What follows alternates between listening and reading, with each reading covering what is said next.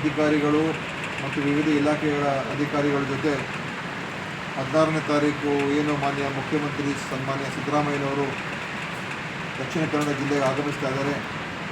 ಅದರ ಪೂರ್ವಭಾವಿ ಸಿದ್ಧತೆ ಕಾರ್ಯಕ್ರಮಗಳನ್ನು ನಾವು ಚರ್ಚೆ ಮಾಡೋದು, ಯಾವ ರೀತಿಯಾಗಿ ಕಾರ್ಯಕ್ರಮ ರೂಪಿಸ್ಕೊಳ್ಬೇಕು ಮತ್ತು ಅದಕ್ಕೆ ಏನೇನು ಸಿದ್ಧತೆಗಳು ಮಾಡ್ಕೊಳ್ಬೇಕು ಅಂತ.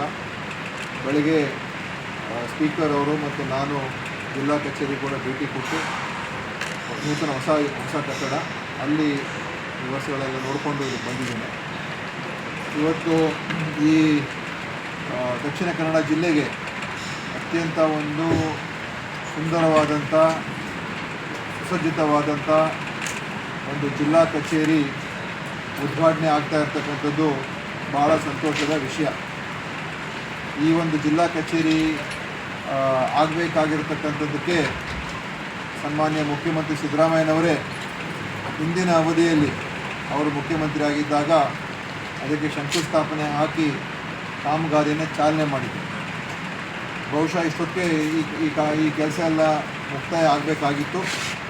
ಆದರೂ ಸ್ವಲ್ಪ ತಡ ಆಗಿ ಅದು ಕಟ್ಟಡದ ಕಾಮಗಾರಿಗಳು ಮುಕ್ತಾಯ ಹಂತಕ್ಕೆ ತೊಗೊಂಬರೋಕ್ಕೆ ಸಾಧ್ಯ ಆಗಿರಲಿಲ್ಲ. ಮಧ್ಯದಲ್ಲಿ ನಮ್ಮ ಸರ್ಕಾರ ಮತ್ತೊಮ್ಮೆ ಬಂದ ನಂತರ ಸಿದ್ದರಾಮಯ್ಯ ಸಾಹೇಬರು ಮುಖ್ಯಮಂತ್ರಿಗಳಾಗಿ ಮತ್ತೊಮ್ಮೆ ಆ ಕಟ್ಟಡದ ಒಂದು ಕಾಮಗಾರಿಗಳನ್ನು ಪೂರ್ತಿಗೊಳಿಸ್ತಕ್ಕಂಥ ಒಂದು ಕೆಲಸ ಕಾರ್ಯಗಳನ್ನು ಮಾಡ್ತಕ್ಕಂಥದ್ದಕ್ಕೆ ನಾವು ನೋಡಿ ಕ್ರಮ ತಗೊಂಡು ಈಗ ಹಿಂದೆ ಅದಕ್ಕೆ ಮೊದಲು 55 ಕೋಟಿ ರೂಪಾಯಿ ವೆಚ್ಚ ಮಾಡಿದ್ದು. ಉಳಿದಿರ್ತಕ್ಕಂಥ ಒಂದು 20 ಕೋಟಿ ರೂಪಾಯಿ ಏನು ಅಗತ್ಯ ಇತ್ತು ಅದು ನಮ್ಮ ಸ್ಮಾರ್ಟ್ ಸಿಟಿ ಯೋಜನೆಯಲ್ಲಿ ಇರುವಂಥ ಹಣವನ್ನು ನಾವು ಜಿಲ್ಲಾ ಕಚೇರಿಗೆ ಉಪಯೋಗಿಸ್ಕೊಂಡು ಸುಮಾರು 75 ಕೋಟಿ ರೂಪಾಯಿ ವೆಚ್ಚದಲ್ಲಿ ಆ ಕಟ್ಟಡವನ್ನು ಈಗ ಸಂಪೂರ್ಣಗೊಳಿಸಿದ್ದೇವೆ ಮತ್ತು 16ನೇ ತಾರೀಕು ನಮ್ಮ ದಕ್ಷಿಣ ಕನ್ನಡ ಜಿಲ್ಲೆಗೆ ಅದನ್ನು ಸಮರ್ಪಣೆ ಮಾಡ್ತಕ್ಕಂಥದ್ದಕ್ಕೆ ಸನ್ಮಾನ್ಯ ಸಿದ್ದರಾಮಯ್ಯನವರೇ ಇಲ್ಲಿ ಆಗಮಿಸ್ತಾ ಇದ್ದಾರೆ. ಲೋಕಾರ್ಪಣೆ ಮಾಡೋದಕ್ಕೆ ಆಗಮಿಸ್ತಾ ಇದ್ದಾರೆ. ಆ ಕಚೇರಿಯಲ್ಲಿ ಜಿಲ್ಲಾ ಆಡಳಿತ ವ್ಯವಸ್ಥೆಗಳು ಅದು ಸ್ಥಳಾಂತರ ಆಗ್ತದೆ. ಇರುವಂಥ ಜಿಲ್ಲಾ DC ಆಫೀಸ್ ಏನಿದೆ ಅಲ್ಲಿಂದ ಈ ಒಂದು ನೂತನ ಕಚೇರಿಗೆ ಸ್ಥಳಾಂತರ ಆಗ್ತದೆ. ಒಟ್ಟಾರೆ ಈಗಾಗಲೇ 23 ಇಲಾಖೆಗಳು ಅಲ್ಲಿಗೆ ಸ್ಥಳಾಂತರ ಆಗ್ತಕ್ಕಂಥದ್ದಕ್ಕೆ ತೀರ್ಮಾನ ಆಗಿ ಅವರು ಅದರಲ್ಲಿ ಎಲ್ಲ ಶಿಫ್ಟ್ ಆಗ್ತಕ್ಕಂಥದ್ದಕ್ಕೆ ಈಗಾಗಲೇ ಕಾರ್ಯೋನ್ಮುಖರಾಗಿದ್ದಾರೆ. ಅವರ ಮನವಿ ಅವ್ರು ಕೊಟ್ಟಿದ್ದಾರೆ, ಅದು ಸರ್ಕಾರ ತೀರ್ಮಾನ ಮಾಡ್ತಿದೆ. ಅವರು ಎಲ್ಲ ನಾನು ಗೃಹ ಇಲಾಖೆಯ ವಿಷಯಗಳ ಬಗ್ಗೆ ನಾನು ಎಲ್ಲ ಮಾತಾಡೋಕ್ಕೆ ಹೋಗಲ್ಲ. ಆದರೆ ಸುಹಾಸ್ ಶೆಟ್ಟಿಯ ಪ್ರಕರಣದಲ್ಲಿ ಯಾರು ಭಾಗಿಯಾಗಿದ್ದಾರೆ, ಯಾರು ಅದರಲ್ಲಿ ಇನ್ವಾಲ್ವ್ ಆಗಿದ್ದಾರೆ, ಅವರೆಲ್ಲರನ್ನು ಹಿಡಿದಾಕುವಂಥ ಕೆಲಸ ನಮ್ಮ ಪೊಲೀಸವರು ಯಶಸ್ವಿಯಾಗಿ ಮಾಡಿದ್ದಾರೆ. ಆಯಿತಾ?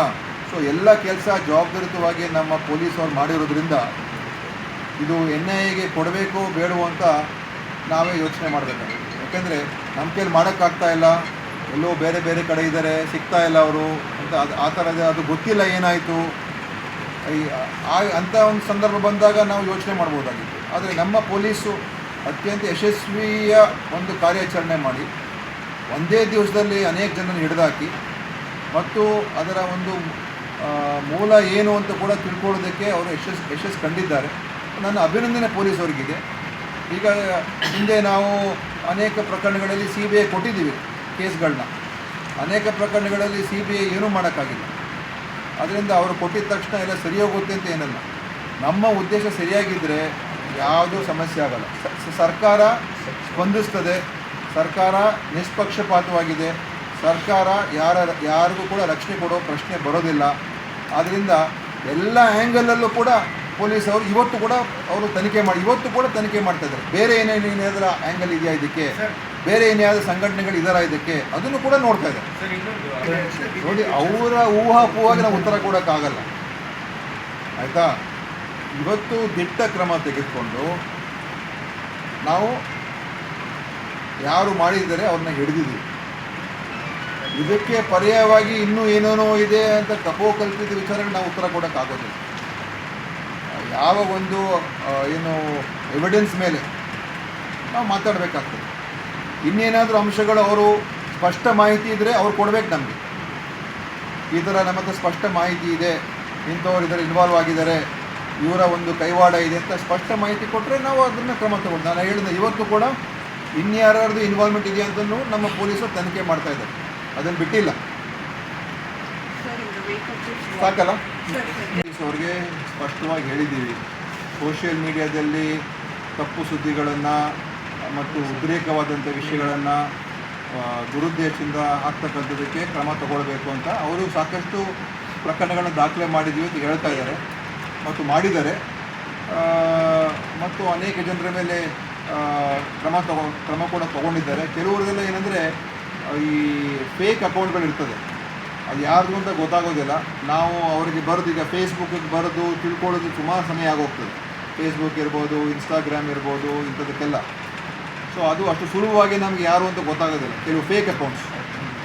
ಆದರೆ ಮಿಕ್ಕಿದ್ದು ಗೊತ್ತಾಗುವಂಥದ್ದು ಏನಿದೆ ಅವ್ರ ಮೇಲೆಲ್ಲ ಕ್ರಮ ತೊಗೊಂಡಿದ್ದಾರೆ ಈಗ. ಯಾಕಂದರೆ ಆಲ್ರೆಡಿ ಗೌರ್ಮೆಂಟ್ ಸೈಬರ್ ಸೆಂಟರನ್ನು ಬ್ಯಾಂಗ್ಳೂರಲ್ಲಿ ಮಾಡಿದ್ದಾರೆ, ಅದು ಕೂಡ ಈ ಥರದ ಆ್ಯಕ್ಟಿವಿಟೀಸ್ಗಳನ್ನು ಮನೆ ಹಾಕೋಕ್ಕೆ ಯಾಕೆ ಇಲ್ಲ ಮಾಡ್ತಾ ಇದ್ದಾರೆ, ಸೈಬರ್ ಸೆಂಟ್ರು ಮಾಡ್ತಾ ಇದ್ದಾರೆ. ಮತ್ತು ಅದಕ್ಕೆ ಇನ್ನೂ ಅದನ್ನು ಸ್ಟ್ರೆಂಥನ್ ಮಾಡೋದಕ್ಕೂ ಕೂಡ ಕ್ರಮ ತಗೊಳ್ಬೇಕು ಅಂತ ನಿನ್ನೆ ನಮ್ಮ ಗೃಹ ಸಚಿವರು ಕೂಡ ಹೇಳ್ತಾಯಿದ್ರು. ಅದಕ್ಕೆ ಇನ್ನೂ ಏನೇನು ಅದಕ್ಕೆ ಅವಶ್ಯಕತೆ ಇದೆ ಅದನ್ನು ಆಧುನೀಕರಣಕ್ಕೆ ಮತ್ತು ಅದಕ್ಕೆ ಅಗತ್ಯ ಇನ್ನೂ ಹೆಚ್ಚು ಸಿಬ್ಬಂದಿ ಏನಿದೆ ಅದನ್ನು ಕೂಡ ತಗೊಳ್ಳೋದಕ್ಕೆ ನಿನ್ನೆ ಗೃಹ ಸಚಿವರು ಕೂಡ ಹೇಳ್ತಾಯಿದ್ರು. ಈಗ ಸೋಮಶೆಟ್ಟಿ ನೋಡಿ, ಈಗ ಅನೇಕ ಮರ್ಡರ್ಗಳಾಗ್ತದೆ. ಎಲ್ಲ ಮರ್ಡರು ಹತ್ಯೆಗಳು ಯಾವ ಕಾರಣಕ್ಕಾಗಿದೆ ಅದು ತಿಳ್ಕೊಂಡು ಅದರ ಅನುಸಾರ ಸರ್ಕಾರ ತನ್ನ ಜವಾಬ್ದಾರಿ ನಿರ್ವಹಣೆ ಮಾಡ್ತದೆ. ಇದು ಅದಕ್ಕೋಸ್ಕರ ನಮ್ಮ ಉದ್ದೇಶ ಸುಭಾಷ್ ಶೆಟ್ಟಿ ಅವರ ಹತ್ಯೆ ಯಾರು ಭಾಗಿಯಾಗಿದ್ದಾರೆ ಅವರೆಲ್ಲರೂ ಕೂಡ ಹಿಡಿದಾಕಬೇಕು, ಅವರಿಗೆ ಶಿಕ್ಷೆಯನ್ನು ಕೊಡ್ತಕ್ಕಂಥ ಕೆಲಸ ಆಗಬೇಕು. ಆ ಥರ ಹಲವಾರು ಹತ್ಯೆಗಳು ಆಗ್ತಾ ಇರ್ತದೆ. ಪ್ರತಿಯೊಂದು ಹತ್ಯೆಯಾಗಿರ್ತಕ್ಕಂಥವರ ಮನೆಗೆ ಸರ್ಕಾರದಿಂದ ಹೋಗಬೇಕು ಅಂತ ಆ ಥರದ್ದೇನಿಲ್ಲ, ಪ್ರತಿನಿಧಿಯಲ್ಲಿ ಹೋಗಬೇಕು ಅಂತ ಏನಿಲ್ಲ.